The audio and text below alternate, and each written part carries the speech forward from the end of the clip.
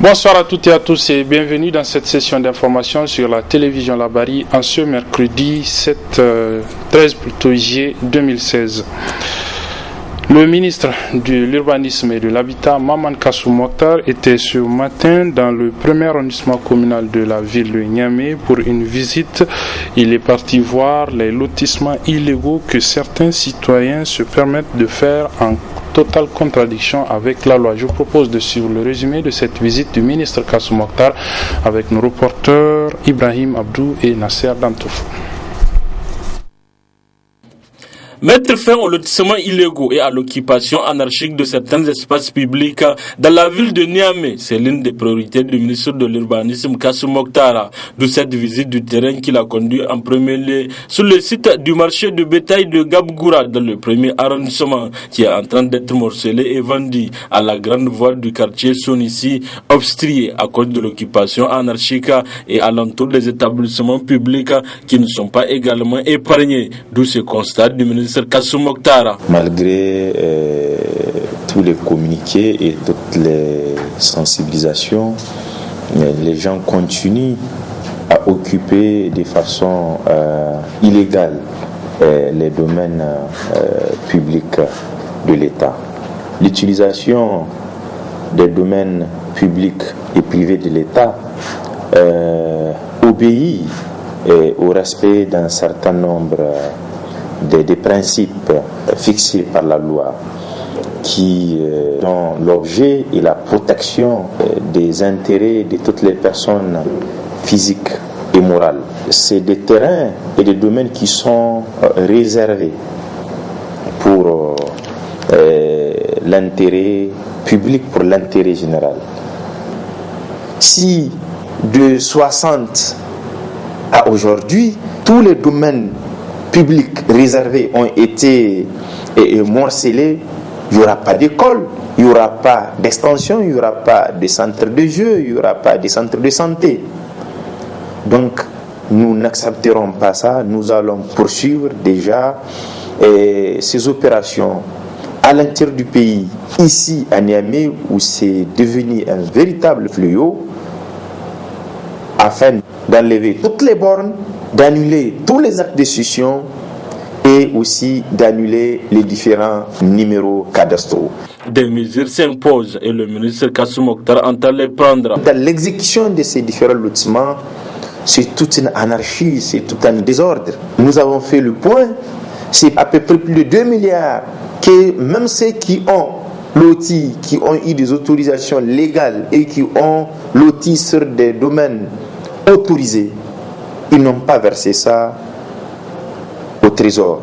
Nous leur avons donné jusqu'à la date d'aujourd'hui pour qu'ils versent au trésor ce que la loi a prévu, qu'ils n'ont pas fait et qu'ils n'ont jamais fait. À partir d'aujourd'hui, nous allons saisir le contentieux de l'État et le parquet pour que l'État rentre dans ses droits. Au ministre Kassou Mokhtar de rappeler la population d'être beaucoup plus vigilant dans les spéculations. Voilà, il faut préciser qu'à la fin de cette visite, le ministre Maman Kassou Mokhtar a animé un point de presse que vous suivrez dans son intégralité en partie magazine de cette édition. Son homologue de la jeunesse et des sports, Salissou Ada, était lui ce matin au centre technique de la FENIFOOT. Il est parti remonter le moral des athlètes nigériens qui se préparent pour les Jeux olympiques prévus à partir du 5 août prochain à Rio de Janeiro, c'est au Brésil. Je vous propose d'écouter quelques extraits des propos tenus par le ministre Salissou Ada devant les athlètes nigériens.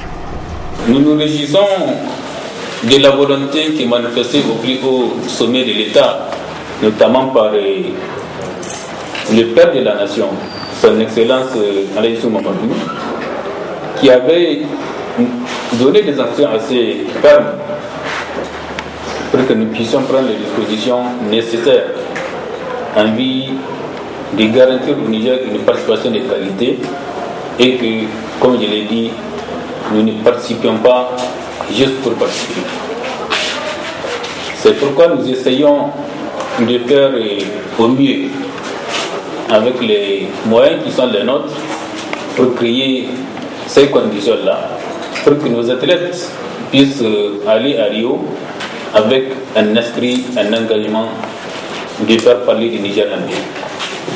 Et pour cela, autant que le gouvernement s'engage à accompagner de la plus belle manière ces athlètes-là, qui désormais représentent notre pays, qui désormais, on doit voir en eux les couleurs nationales, nous demandons à toutes les bonnes volontés, à tous les Nigériens et au-delà, les amis du Niger, à marquer le pas pour accompagner cette équipe-là, cette délégation qui ira défendre les couleurs nationales. J'ai constaté avec beaucoup de satisfaction les conditions dans lesquelles sont hébergés ces athlètes-là et l'encadrement technique. C'est l'occasion pour moi de féliciter et de remercier encore une fois de plus le président de la Fédération nigérienne de football qui nous a offert ces cadres majestueux qui permet, en tout cas à ces athlètes-là, d'être hébergés et d'utiliser les installations qui sont sur place pour s'entraîner. Je pense qu'il faut le dire, c'est un apport extrêmement important pour lequel nous ne cesserons en tas de féliciter la FENIFOOT. Je voudrais également remercier le COSINI pour sa collaboration. Aux athlètes, il apporte toutes mes félicitations et tous mes encouragements. Et de les appeler à comprendre qu'ils ont désormais une grande responsabilité. Parce que porter les couleurs nationales, c'est une chance, mais c'est aussi des responsabilités. Voilà, c'était donc un extrait des propos tenus ce matin devant les athlètes nigériens qui se préparent pour les Jeux Olympiques de Rio de Janeiro à partir du 5 août prochain. Le ministre Salisu Ada est parti donc leur remonter le moral. Les services des municipalités de la ville de Niamey tournent au ralenti depuis le début de cette semaine avec d'abord la grève du SACOTEN. Le syndicat des agents des collectivités territoriales du Niger, le Syntracten, a entamé aussi ce matin, mercredi plutôt, donc une grève de 3 jours. L'ensemble de ces syndicats exigent l'amélioration des conditions de vie et de travail de leurs militants. Sadou Domi et Nafissa Zakou pour le résumé. Les travailleurs des services des collectivités territoriales, plus que jamais déterminés à amener les autorités municipales de la ville de Niamey de payer les salaires à terme échus, mais aussi exiger le règlement de la prise en charge des agents au niveau de l'hôpital national de Niamey. On a un arrêt de salaire, donc le mois de juin qui n'a pas été payé jusque-là. Donc c'est pour cela que nous avons déclenché cette grève-là de 72 heures comme grève d'avertissement. Depuis un certain moment, la ville de Niamey a des problèmes par rapport au paiement des salaires. Et le problème, malgré tout, il n'arrive pas à régulariser. Pour pouvoir vraiment payer à temps, je ne sais pas par comment, chaque fois, il faut qu'on passe à un débrayage d'abord pour avoir les salaires. C'est vraiment une mauvaise gestion. À partir du moment où la ville de Niamey a sa propre fiscalité, nous avons des ressources au niveau du trésor et au niveau de la ville de Niamey. On ne voit pas ce qui se passe au niveau, vous voyez bien la salubrité au niveau de la ville de Niamey. Elle est criarde. L'éclairage public, la nuit, la ville de Niamey est dans l'obscurité totale. Vous voyez bien l'entretien routier aussi. C'est défaillant. Donc où va l'argent? C'est ça qu'on ne comprend pas. Parce que ça sera vraiment énorme, parce que quand les travailleurs ne vont pas dans les bureaux ou ne vont pas sur le terrain pour travailler, vous voyez bien que les ordres ne sont pas ramassés. Au niveau par rapport à la prestation des services, il y a pas, les populations sont pénalisées. Donc vous voyez, il y a beaucoup de choses, même par rapport aux gains, les recettes qui doivent rentrer, tout ça là, puisque les percepteurs aussi font partie de la grève. Donc vous voyez bien que c'est un manque à gagner.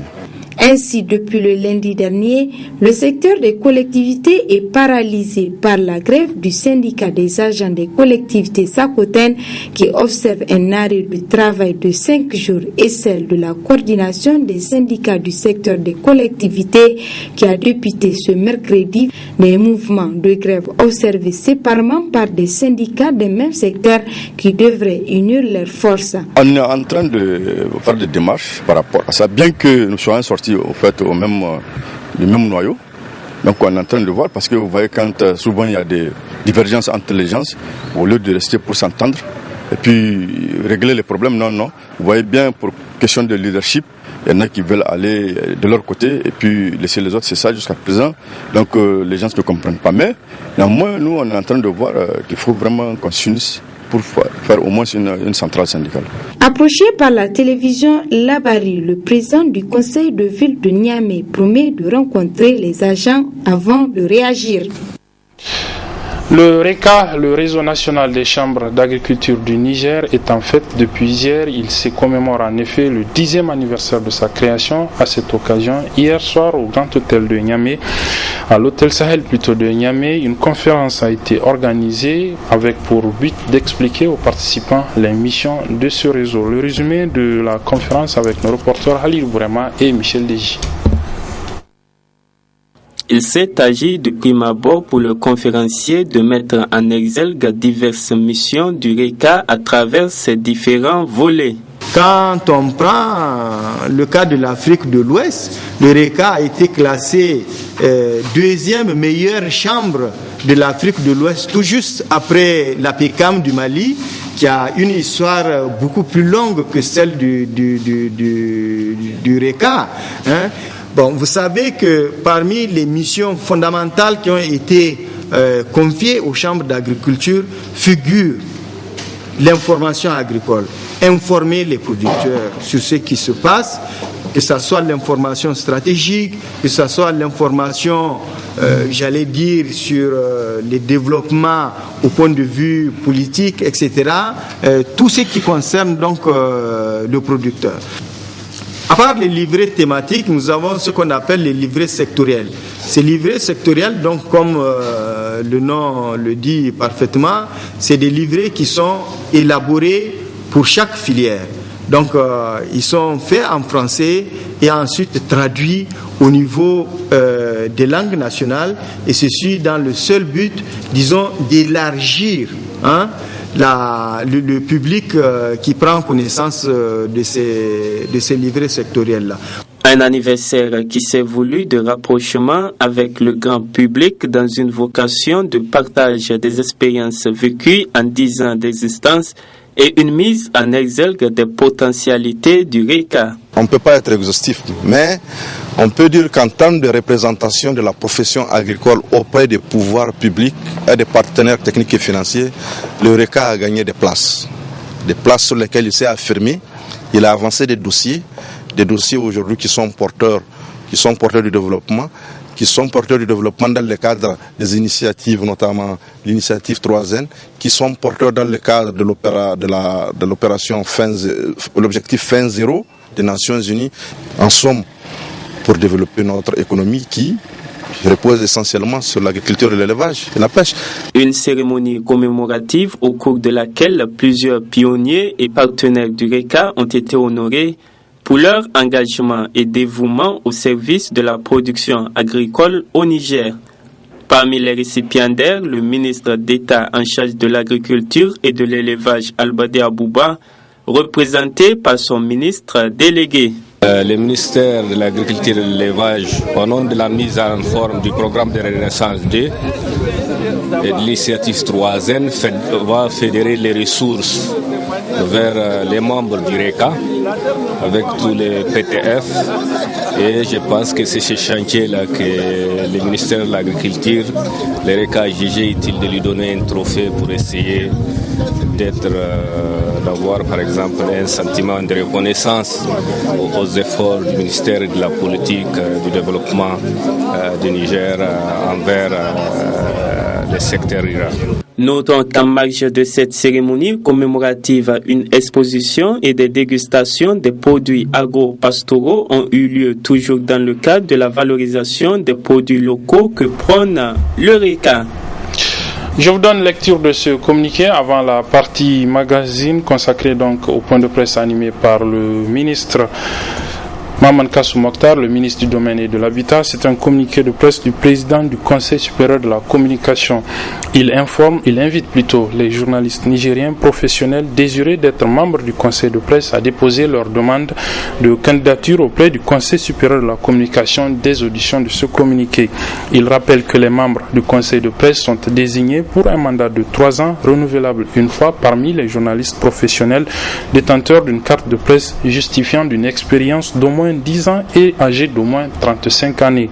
Le dossier de candidature composé d'épaisse ci-après une demande manuscrite du candidat, un curriculum vitae, une copie légalisée de l'acte de naissance ou du jugement supplétif en tenant lieu, une copie légalisée du certificat de nationalité, un extrait du bulletin numéro 3 du casier judiciaire datant de moins de 3 ans, un certificat de résidence, une attestation d'emploi délivrée par le ou les employeurs, les copies plutôt légalisées des diplômes ou des attestations de diplôme, une copie légalisée de la carte de presse, un engagement écrit d'informer le CSC pour tout changement intervenant dans la situation professionnelle du candidat.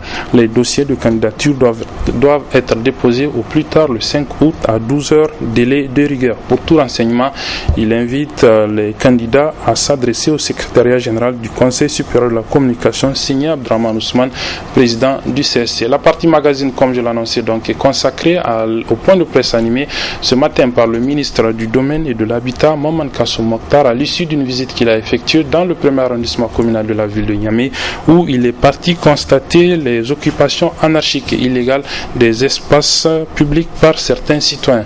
Je propose donc de le suivre dans l'intégralité du point de presse qu'il a animé. Très bonne réception et bonne suite des programmes sur la télévision Labari. Le constat est très amer parce que nous avons constaté, malgré tous les communiqués et toutes les sensibilisations, les gens continuent à occuper de façon illégale les domaines publics de l'État. L'utilisation des domaines publics et privés de l'État obéit au respect d'un certain nombre des principes fixés par la loi, dont l'objet est la protection des intérêts de toutes les personnes physiques et morales. Et c'est des terrains et des domaines qui sont réservés pour l'intérêt public, pour l'intérêt général. Et le terrain que nous avons visité ce matin, sur lequel nous avons lancé cette opération qui a consisté au débornage de tous ces terrains qui sont beaucoup de terrains, que ce soit à Niamey et sur l'ensemble du territoire du pays. Et nous allons la poursuivre et vous avez vu le spectacle auquel on a assisté. Nous avons trouvé même des gens qui sont en train de construire sur un site de plus de 4 hectares réservé pour la construction d'un marché à bétail. Regardez l'anarchie et le désordre qu'il y a ici à Niamey, où beaucoup de sites sont transformés en marché à bétail. Donc au moment où les autorités ont réservé un espace qui doit être construit, aménagé pour transférer, n'est-ce pas, les différents sites anarchiques qui sont utilisés pour la vente de bétail, que certains citoyens contournent, morcellent ce domaine public. Ils arrivent même à avoir des numéros cadastraux et des actes de cession et le vendre. Et nous allons sans faiblesse mettre terme à ces genres d'occupation de domaine public et même poursuivre, n'est-ce pas, au pénal ceux qui sont en train de poser ces genres des actes. Et au-delà des espaces qui sont réservés du domaine public et privé de l'État, pour la construction de certains équipements, que ce soit les écoles, les centres de santé. Imaginez que nous construisons des villes sans école, sans centre de santé. La vocation de toutes ces réserves foncières, c'est pour accueillir un certain nombre d'investissements publics, des écoles, les centres de santé, les marchés, pour ne citer que aussi des espaces de loisirs à nos enfants. Et ça, c'est préservé et c'est réservé pour nous et pour servir les générations à venir. Si de 60 à aujourd'hui, tous les domaines publics réservés ont été morcelés, il n'y aura pas d'école, il n'y aura pas d'extension, il n'y aura pas de centre de jeu, il n'y aura pas de centre de santé. Donc, nous n'accepterons pas ça. Nous allons poursuivre déjà ces opérations à l'intérieur du pays, ici à Niamey, où c'est devenu un véritable fléau, afin d'enlever toutes les bornes, d'annuler tous les actes de cession et aussi d'annuler les différents numéros cadastraux.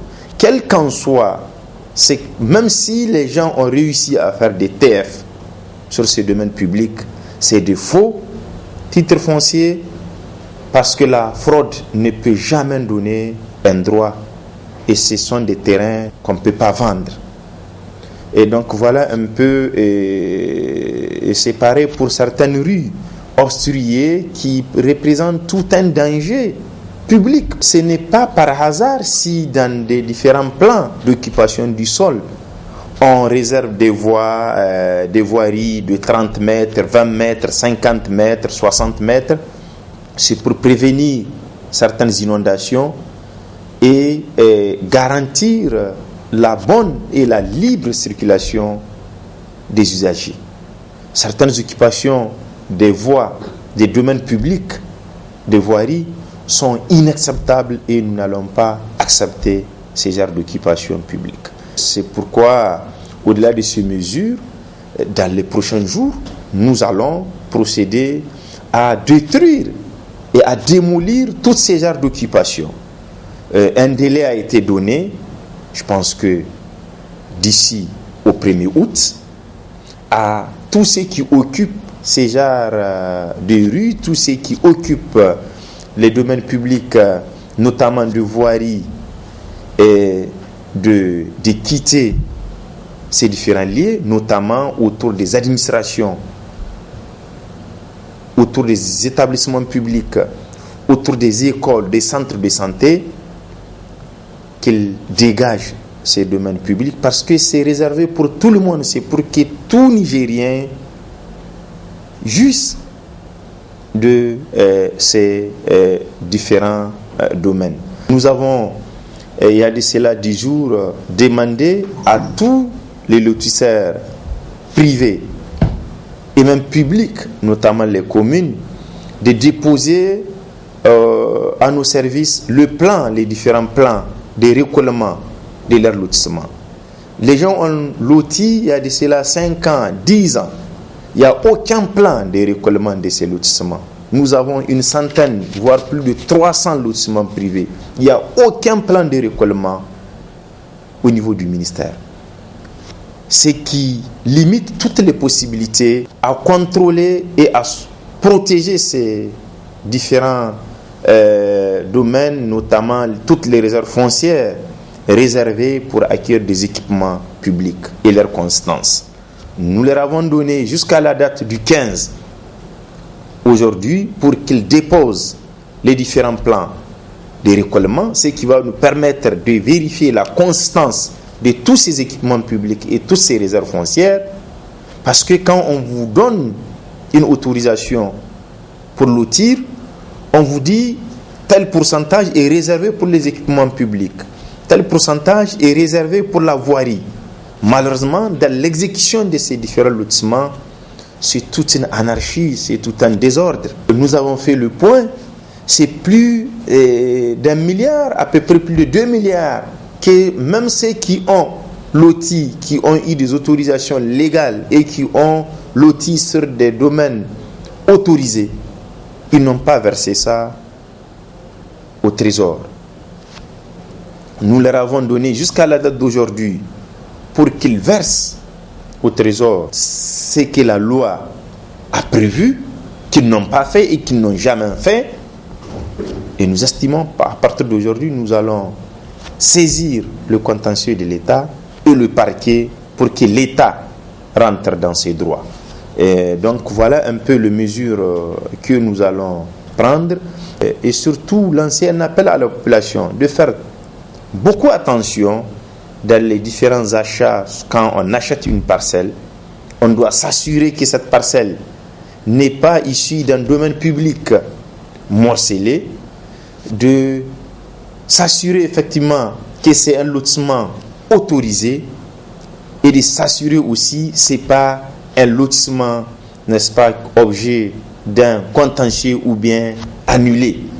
Je pense que c'est là et de notre devoir d'informer la population et d'attirer son attention parce que toute une anarchie s'est installée et notre détermination à assainir est ferme et nous allons conduire ça sans aucune faiblesse. Beaucoup d'efforts sont en train d'être faits pour transformer nos différents cadres de vie.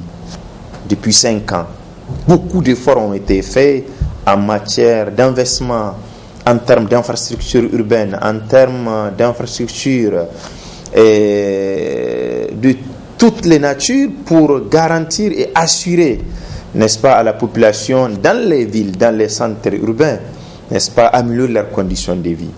Et nous n'accepterons pas que sur la base de la spéculation de toute nature, que les gens compromettent tous les efforts de l'État. Et cette spéculation foncière, malheureusement, elle avait limité tous les efforts de l'État à garantir à tous nos citoyens la possibilité eux-mêmes d'avoir leur propre propriété, n'est-ce pas, que ce soit immobilière et foncière. Nous n'accepterons pas cela. Nous allons combattre cela parce que cela est fait en violation de la loi et de toutes les réglementations en vigueur.